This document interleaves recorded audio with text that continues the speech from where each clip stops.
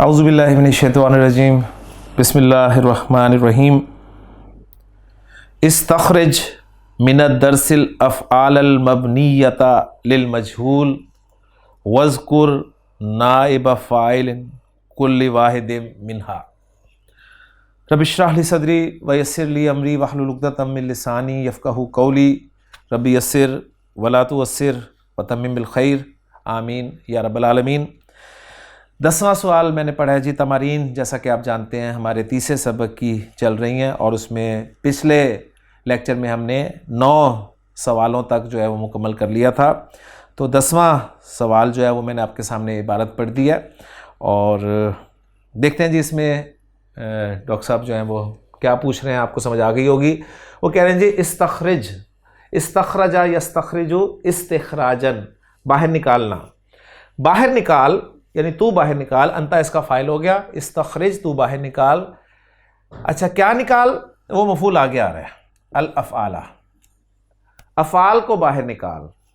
کون سے افعال؟ المبنیۃ للمجہولی، وہ افعال جن کو مجہول کے لیے بنایا گیا ہے، یعنی پیسو وائز افعال آپ نے باہر نکالنے ہیں۔ کہاں سے نکالنے ہیں باہر؟ من الدرسی، جار مجرور متعلق ہو گیا استخرجا کے، استخرج یعنی استخرج کے فعل امر کے، استخرجہ ماضی اور یستخرجو اس کا فعل مضارع۔ تو اس طریقے سے ساتھ ساتھ دیکھتے رہا کریں کہ کیا جملے میں کیا چیز بن رہی ہے، ٹرانسلیشن ساتھ ساتھ کریں گے تو انشاءاللہ آپ کو جملہ بھی سمجھ میں آنے لگ جائے گا۔ استخرج تو باہر نکال، اب آپ سوچیں گے کہ کیا باہر نکال؟ مفعول چاہیے، تو آگے مفعول حالت نصب میں آپ کو نظر آ جانا چاہیے، الافعال مفعول آ گیا، آگے پھر اس کی وہ صفت آ رہی ہے، پھر وہ مجرور، جار مجرور متعلق المبنیہ کے لے جائیں اسے، ٹھیک ہے، اور پھر من الدرسی جو ہے جار مجرور یہ متعلق ہو گیا استخرج کے۔ وذکر، اور تو ذکر کر، وذکر ذکر یذکر سے ذکر کرنا، وذکر اور تو ذکر کر، انتا اس کا فاعل ہے، اور کیا ذکر کر؟ مفعول آئے گا، وہ ہوگا جی نائب فاعل، نائب فاعل ذکر کر۔ کہاں ذکر کر؟ کل واحد، ہر ایک میں، یعنی ہر ایک کا نائب فاعل کو ذکر کر، منہا ان میں۔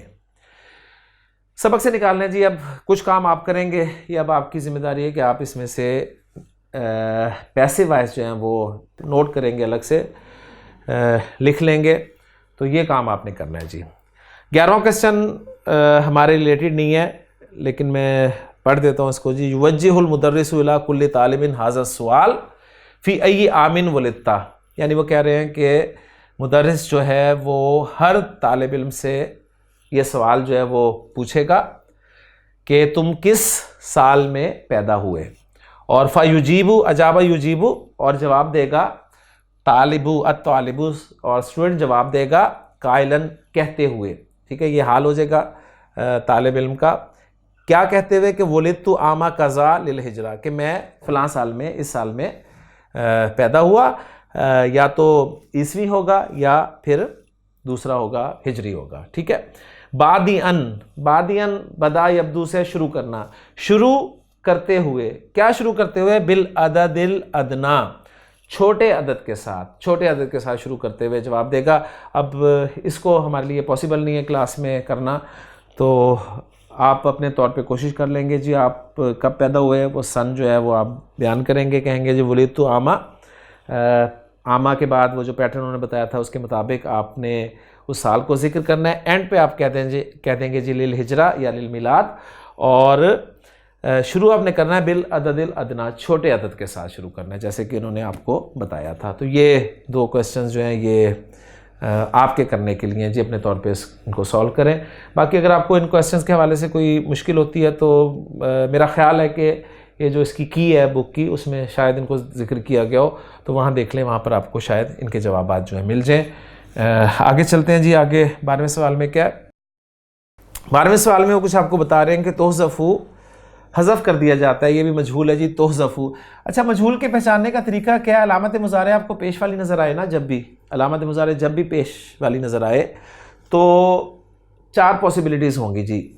ایک پاسبلٹی وہ یہ ہوگی کہ وہ باب تفعیل کا فعل مضارع ہوگا، باب تفعیل کا، لیکن اس کی پہچان یہ ہوگی کہ اس میں آپ کو عین کلمہ جو ہے وہ مشدد نظر آ جائے گا، ٹھیک ہے، جیسے ذکر یذکرو، یذکرو، تو یذکر میں آپ دیکھیں عین کلمہ جو ہے وہ تشدید کے ساتھ ہے، شد کے ساتھ ہے. تو ایک پاسبلٹی یہ ہوئی. دوسری پاسبلٹی یہ ہوگی کہ وہ باب مفعلہ کا فعل مضارع ہوگا. ٹھیک ہے، باب مفعلہ جاہدہ یجاہدو. اور کیسے پتہ چلے گا کہ باب مفعلہ ہے یہ؟ وہ پتہ چلے گا آپ کو الف نظر آ جائے گا، الف. تیسری صورت یہ ہوگی کہ وہ آپ کا فعل مجہول ہوگا. اور فعل مجہول کی پہچان کیا ہوگی؟ کہ آپ کا عین کلمہ زبر کے ساتھ آ جائے گا. یہ مجہول کی پہچان ہوگی. اب وہ مجہول کس کا ہے؟ ثلاثی مجرد کا ہے یا مزید فی کا ہے؟ یہ آپ تھوڑا سا اور غور کریں گے تو پتہ چل جائے گا. اب یہاں پر آپ کو پتہ چل رہا ہے ھذا الفا. ٹھیک ہے، تو یہ ثلاثی مجرد کا مجہول ہے، یا یہ ہو سکتا ہے کہ باب افعال کا مجہول ہو. لیکن وہ بھی آپ کو پتہ چل جائے گا. کیسے پتہ چل جائے گا؟ اگر آ جائے آپ کا یخرجو، یعنی باب افعال میں کیا ہے؟ افعل یفعل ہے نا، تو اخرج یخرجو، یخرجو سے بن جائے گا جی یخرجو. تو یخرجو جب ہوگا تو یہ باب افعال کا ہی پیسو وائس ہوگا. کیسے؟ اس لیے کہ خرج یخرجو سے پیسو وائس نہیں آئے گا، کیونکہ خرج یخرجو فعل لازم ہے، فعل لازم سے پیسو وائس نہیں آئے گا. پیسو وائس آئے گا تو متعدی سے آئے گا، اور باب افعال میں اخرج یخرجو سے ہے. تو حذف کرنا، تو حذف کرنا یہ ایک متعدی فعل ہے، ثلاثی مجرد سے استعمال ہوتا ہے. تو یہ ثلاثی مجرد کا آپ کہہ لیں کہ فعل مجہول ہے. اچھا، اگر ایسا کچھ نہیں ہوگا نا، یعنی یہ تیسری صورت بھی نہیں ہو. پہلی صورت کیا ہے؟ علامت مضارع پیش کے ساتھ آ رہی ہے، تو پہلی صورت باب تفعیل شد سے پہچان. دوسری صورت باب مفعلہ الف سے پہچان. تیسری صورت فعل مجہول پہچان عین کلمہ زبر والا. اگر یہ تینوں نہ ہو تو آنکھیں بند کر کے آپ فیصلہ کر دیجئے گا کہ وہ باب افعال کا صیغہ ہے، باب افعال کا صیغہ ہے. تو یہ تحذف ہم نے الحمدللہ پہچان لیا. یہ تحذف حذف کر دیا جاتا ہے.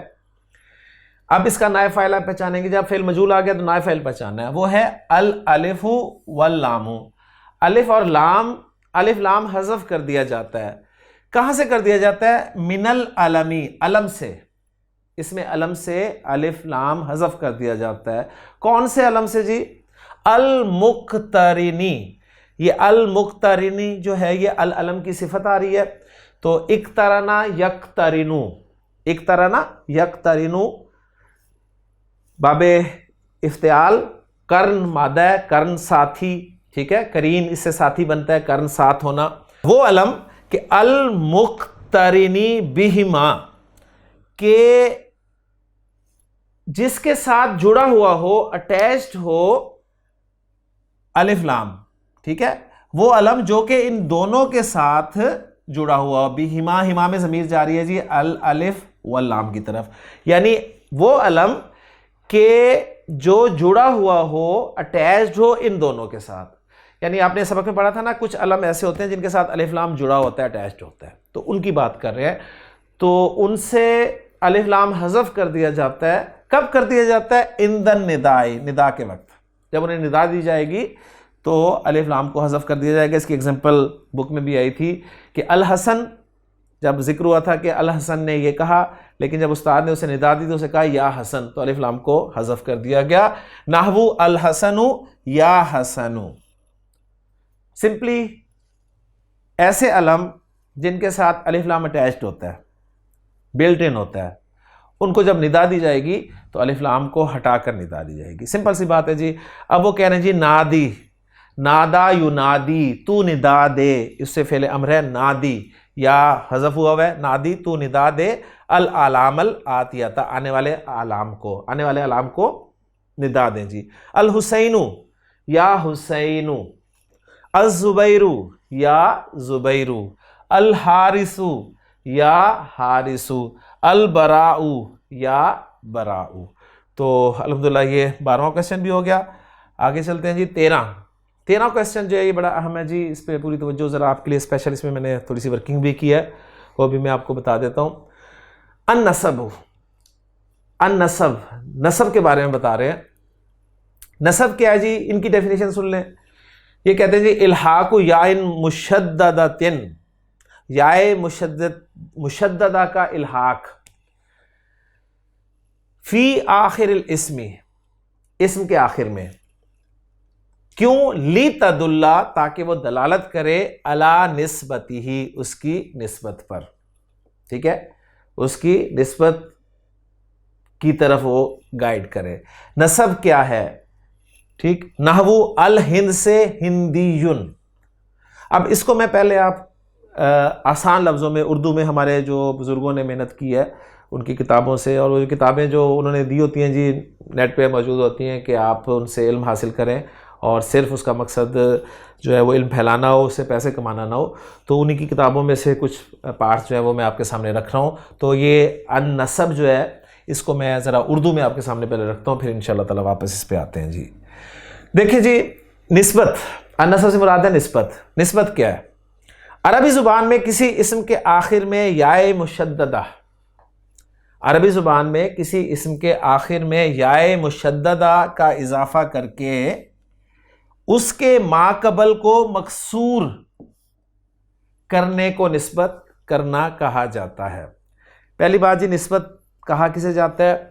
کسی اسم کے آخر میں یائے مشددہ یعنی تشدید شد والی یا، اس کا اضافہ کرنا ہے، اور اضافہ کرنے سے پہلے جو آخری حرف ہے اس کو کسرہ دینا ہے۔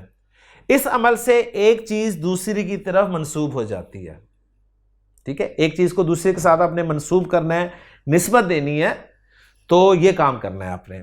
چنانچہ جس اسم کے آخر میں یائے نسبت آتی ہے اسے اسم منسوب کہتے ہیں۔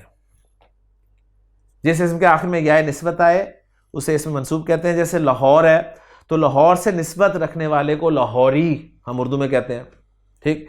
جیسے ہمارے فیصل آباد ہے شہر، تو فیصل آباد سے نسبت رکھنے والے شخص کو فیصل آبادی کہا جائے گا۔ تو یہ فیصل آبادی، لاہوری، پاکستانی، یہ یائے نسبت ہوتی ہے، ٹھیک۔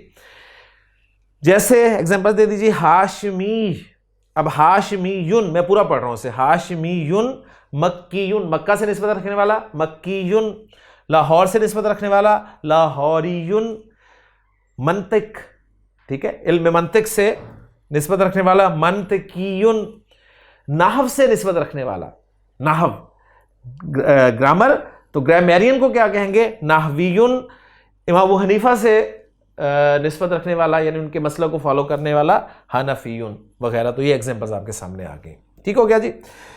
مزید کچھ اس کے بارے میں، نسبت کی وجہ سے تین قسم کی تبدیلیاں آتی ہیں جی۔ جب بھی آپ کسی اسم کی نسبت کرتے ہیں تو تین قسم کی تبدیلیاں آتی ہیں۔ ایک ہوتی ہے لفظی تبدیلی۔ وہ لفظی تبدیلی کیا ہوتی ہے کہ لفظی اعتبار سے بھی تین تبدیلیاں آتی ہیں۔ پہلے تو نسبت کی وجہ سے تین قسم کی تبدیلیاں آتی ہیں۔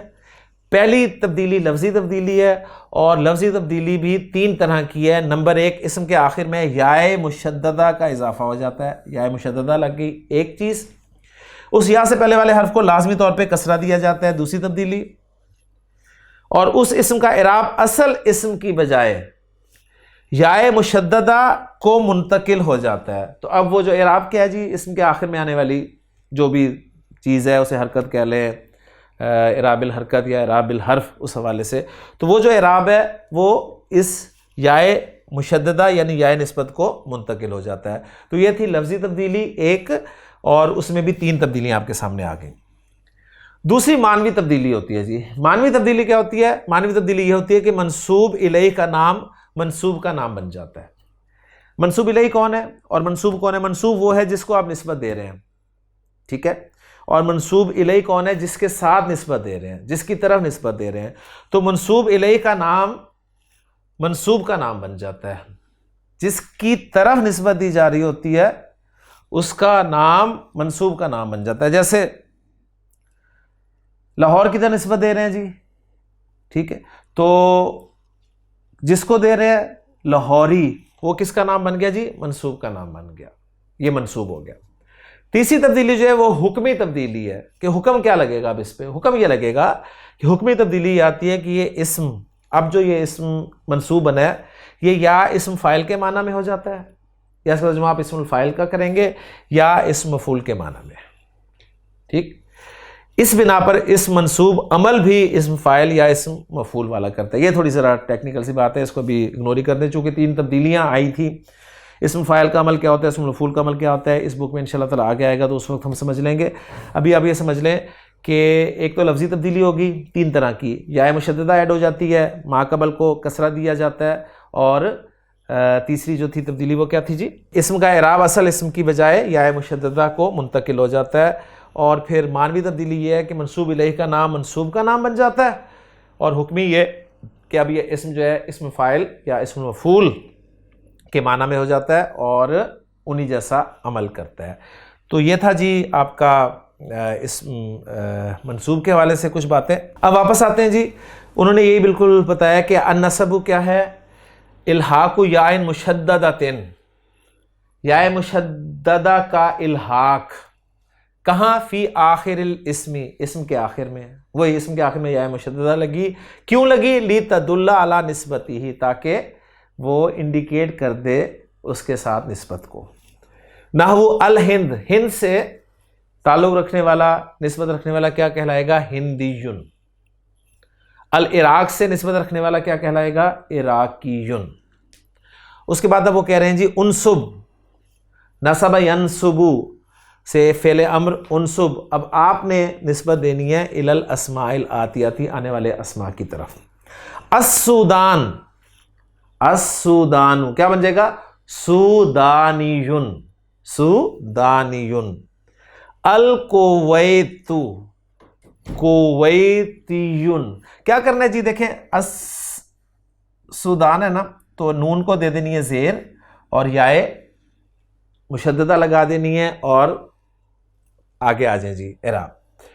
ٹھیک ہے، جیسے الہندو ہندیون، الکویت کویتیون، الیابانو یابانیون. یہ تو سمپل سے تھے. الدینو، دین تو نون کو زیر دے کے دینیون، دینی، دین والا. ٹھیک ہے، یعنی دین سے جس کو نسبت ہوگی اسے ہم کہیں گے یہ بڑا دینی بندہ ہے، ہم کہتے ہیں نا بڑا دینی انسان ہے یہ. النحو، نحو سے، گرامر سے نسبت رکھنے والا اسے کہا جائے گا نحویون. ہم اکثر کہتے ہیں یہ فلاں نحوی کی یہ رائے ہے، فلاں نحوی کی یہ رائے ہے، تو اس کی نسبت ہم اصل میں نحو سے کر رہے ہوتے ہیں. التاریخ، تاریخ سے نسبت رکھنے والا تاریخیون. جیسے ہم کہتے ہیں جی فلاں عمارت بڑی تاریخی عمارت ہے. اب یہ تاریخی عمارت کیا ہے، یعنی اس کو تاریخ سے آپ نے نسبت دے دی ہے کہ اس کا تعلق جو ہے، اس کی نسبت جو ہے وہ تاریخ کے ساتھ ہے. یہ دو آپ کو ذرا چینج لگیں گے جی، النبی اور الاخو. پہلے میں آپ کو بتاتا ہوں جی النبی، اس میں آپ دیکھیں النبی سے کیا بن رہا ہے، نبویون. نبویون کیسے بن گیا جی النبی سے، تو اس کے حوالے سے جو ہمارے بزرگوں نے محنت کی ہے وہ میں آپ کو بتاتا ہوں. اس میں قاعدہ کیا ہے وہ آپ نوٹ کر لیجئے گا جی. قاعدہ بڑا دلچسپ ہے جی، اس ذرا پڑھیے گا. اگر یائے مشددہ، یائے مشددہ 2 حروف کے بعد ہو، جیسے آپ دیکھ رہے ہیں نا نبیون، نون با، اس کے بعد یائے مشددہ ہے نا، نبیون کیسے لکھتے ہیں، نون با اور یا شد والی، نبیون. اگر یائے مشددہ 2 حروف کے بعد ہو تو اس صورت میں ایک ہی ضابطہ ہے، یعنی ایک ہی رول ہے. تو اس کا مطلب ہے کہ اگر 3 حروف کے بعد ہو تو کوئی اور رابطہ ہوگا. یہ چونکہ آپ کے جو سبق میں لفظ ہے اس سے ریلیٹڈ تھا تو اس لیے میں نے اس کو ہی یہاں پر کاپی کر لیا. اگر یائے مشددہ 2 حروف کے بعد ہو تو اس صورت میں ایک ہی ضابطہ ہے. وہ ضابطہ کیا ہے کہ اس یائے مشددہ میں سے پہلی یا کو حذف کر دیا جائے گا. پہلی یا کو حذف کریں جی، نبیون، نبیون. نبی میں سے، یعنی اگر میں آپ کے سامنے یہاں پر لکھوں، یہ ایک نون آ گیا جی، اور یہ والی جو یا ہے اس کو کر دیں گے حذف. پھر کیا کریں گے، دوسری یا کو الف سے بدل دیا جائے گا. دوسری یا جو ہے وہ الف سے بدل دی، ٹھیک ہو گیا. پھر اس الف کو واو سے بدل دینا ہے. اچھا اب دیکھیں کیا کیا، پہلی یا کو نکالا ہے نا تو با پر تھی زیر، پہلی یا کو جب حذف کیا تو اب الف کے ساتھ زیر کا تو کوئی کمبینیشن نہیں، لہٰذا اس زیر کو ہٹایا جائے گا اور با پر زبر لگا دی جائے گی. ٹھیک ہے، اب پھر کیا کیا جائے گا، اس الف کو بھی ہٹا دیا جائے گا اور اس الف کو واو میں چینج کر دیا جائے گا. ٹھیک ہو گیا. پھر اس واو کو کسرہ دے دیں گے اور اس کے بعد نسبت والی یا مشددہ لگا دیں گے، تو نبا ویون بن گیا کہ نہیں بن گیا؟ تو نبیون سے نبا ویون.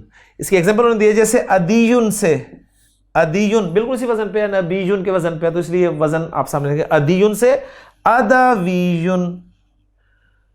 ٹھیک، باقی ایگزامپل جو ہیں کسیون سے کساویون، امیاتو سے امویون. یا نسبت لگانے سے پہلے اسم کے آخر سے تائے تانیث حذف کر دی جاتی ہے. مکہ سے مکیون کہا ہے نا ہم نے، تو مکہ کے پہ تو گولتا ہے، تو اس کا رول کیا ہے وہ بھی یہیں آپ کو چونکہ یہاں پر آ گیا ہے، تو انہوں نے بھی لکھا ہے چند سطور کے بعد یہ ضابطہ آ رہا ہے. یہاں پر آ گیا ہے کہ مؤنث بے تا اسماء کی نسبت، یعنی وہ اسماء مؤنث اسماء جن کے آخر میں تا آتی ہے ان سے نسبت کیسے بنانی ہے. تو تائے تانیث بھی یا نسبت لگانے سے حذف ہو جاتی ہے. فتقول فی مکہ تا مکہ تو مکیون، یعنی مکہ سے مکیون، تا کو نکال دیا مکیون. وفی القاہرتی قاہریون، وفی فاطمہ، اور فاطمہ میں فاطمیون. تو یہ وہ جو قاعدہ تھا تا ہٹا کر بنانے، یہ بھی ایک ایڈوانس قاعدہ آپ کو مل گیا، اگرچہ یہاں پر سوالوں میں وہ جو تھا ایگزامپلز میں وہ لفظ نہیں تھا، لیکن یہ بھی آپ کے سامنے آ گیا. اب رہ گیا جی اخ. اخ لفظ جو ہے آپ نے دیکھا ہے کہ حمزہ اور خا نظر آتا ہے آپ کو، باقی کچھ نہیں ہے. تو کوئی بھی اسم 3 حروف سے کم حروف پر مشتمل نہیں ہوتا جی، یہ بات پکی نوٹ کر لیں. آپ کو کوئی اسم نظر آتا ہے نا جو کہ 2 حروف پر مشتمل ہو، نظر آ رہا ہو، تو نوٹ کر لیں اس کا کوئی نہ کوئی حرف جو ہے وہ حذف ہے. ٹھیک، اخ 2 حروف ہیں، تیسرا حرف حذف ہے. اب 2 حروف ہیں، تیسرا حرف حذف ہے. اس لیے جب ہم انہیں مضاف بنا کر لاتے ہیں نا، تو آپ کو یاد ہے ہم کہتے ہیں جی اخ جو ہے یہ اخو بن جاتا ہے رفع میں. ٹھیک، اب جو ہے یہ ابو بن جاتا ہے، تو وہ واو واپس آ جاتی ہے، تو گویا وہ واو حذف تھی. تو اسم ثلاثی 3 حروف پر مشتمل اسم محذوف اللام کی نسبت، یعنی لام حرف جس میں سے محذوف ہوگا، یعنی وہی واو جو ہے وہ حذف ہے، تو اس کی نسبت کیسے دینی ہے؟ اگر اسم ثلاثی محذوف اللام ہو تو نمبر 1 اس کے لام کلمہ کو واپس لائیں گے جی. لام کلمہ واو حذف تھا، واو واپس آ گیا، اوکے.